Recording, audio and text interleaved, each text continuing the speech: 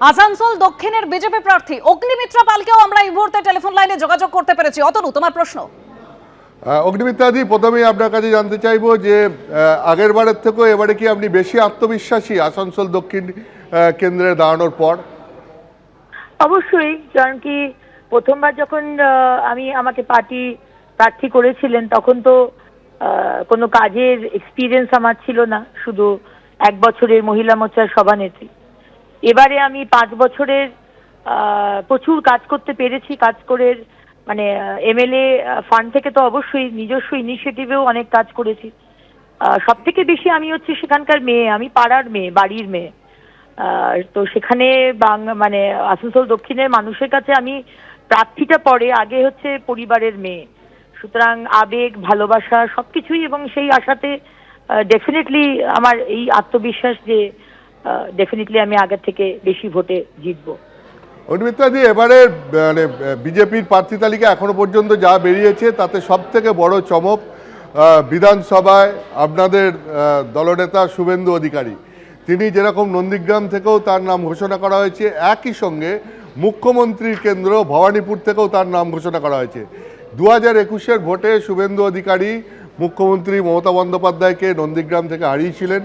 তারপরে মুখ্যমন্ত্রী মমতা বন্দ্যোপাধ্যায় ভবানীপুর কেন্দ্র থেকে জিতে বিধায়ক হন।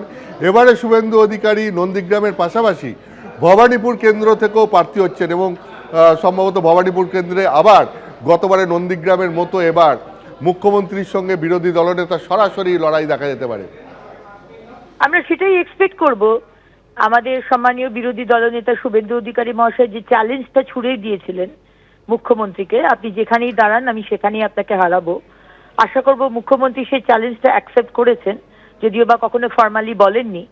নন্দীগ্রামে উনি 1956 ভোটে হেরেছেন, তারপরে পালিয়ে এসেছেন, এখন ভবানীপুরে উনি বলছেন দাঁড়াবেন, আগেবারও যেটা দাঁড়িয়েছিলেন। সুতরাং উনি চ্যালেঞ্জ অ্যাকসেপ্ট করুক, এটাই আমরা চাই।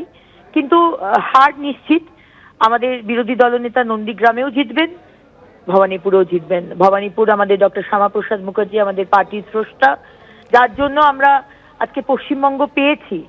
আর সেই পশ্চিমবঙ্গের হিন্দুদের আজকে কুচলে শেষ করে দিচ্ছেন এই মুখ্যমন্ত্রী।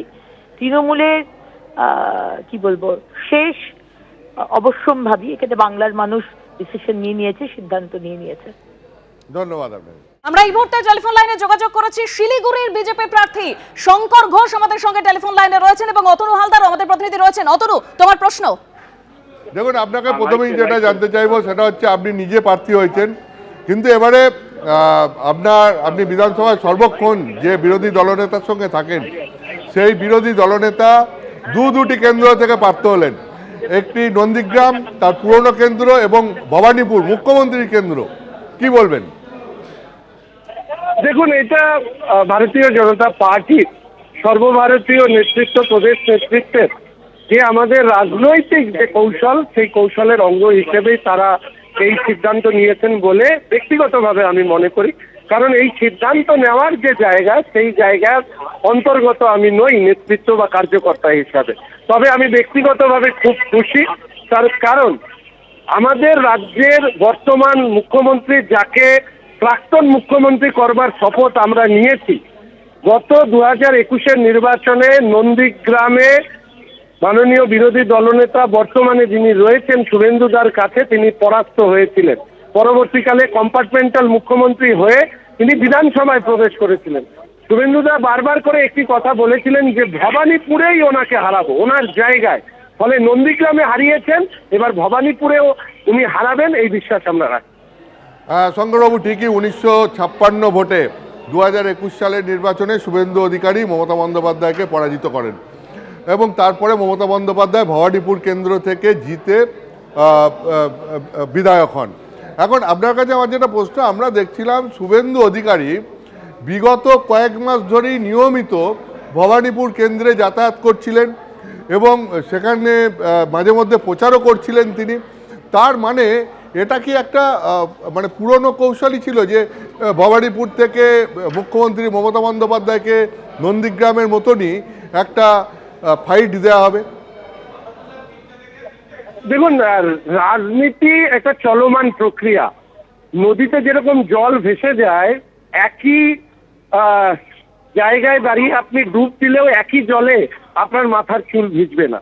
ফলে রাজনৈতিক যে প্রক্রিয়া সেটা নদীর মতন বহমান, কিন্তু সেই প্রক্রিয়ার একটা দিক নির্দেশ থাকে এবং সেই দিক নির্দেশের জায়গায় নিশ্চিতভাবে ভবানীপুরে একটি আমাদের কাছে এমন একটি কেন্দ্র ছিল যেখানে স্বয়ং রাজ্যের মাননীয় মুখ্যমন্ত্রী যে ভোটে জিতেছিলেন, কম্পার্টমেন্টাল মুখ্যমন্ত্রী হওয়ার জন্য তার থেকে বেশি ভোট সেখানে এএসডি লিস্টে বাদ চলে গিয়েছিল।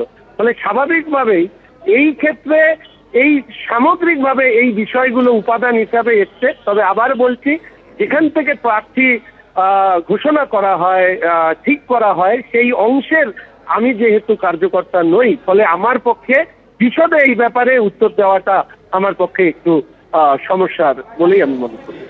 আপনার কাছে আমার শেষ প্রশ্ন, আপনি যেহেতু শুভেন্দু অধিকারীর মানে এই বিগত কয়েক বছর ধরে বিধানসভায় দীর্ঘক্ষণের সঙ্গী, তাই আপনার কাছে আমার শেষ প্রশ্ন যে নন্দীগ্রামের পাশাপাশি উনি ভবানীপুরে দাঁড়াচ্ছেন কিন্তু নন্দীগ্রামের সিটটাও ছাড়লেন না, মানে এটাও কি কোথাও একটা কৌশল? মানে ভবানীপুরের ব্যাপারে উনি কি 100% এখনো নিশ্চিত নন, নাকি দুটো সিটই তিনি রাখতে চাইছেন এবং পরে একটা ছেড়ে দেবেন? কেন, মানে এইটা কেন একসঙ্গে দুটো সিটে কেন দাঁড়াচ্ছেন? যদি আপনি ভারতবর্ষের রাজনৈতিক ইতিহাসে দুটো কেন্দ্র থেকে লড়বার ইতিহাস অনেক বড় বড় নেতৃত্বের আছে, ফলে রাজনীতিতে এটা নতুন কিছু নয়।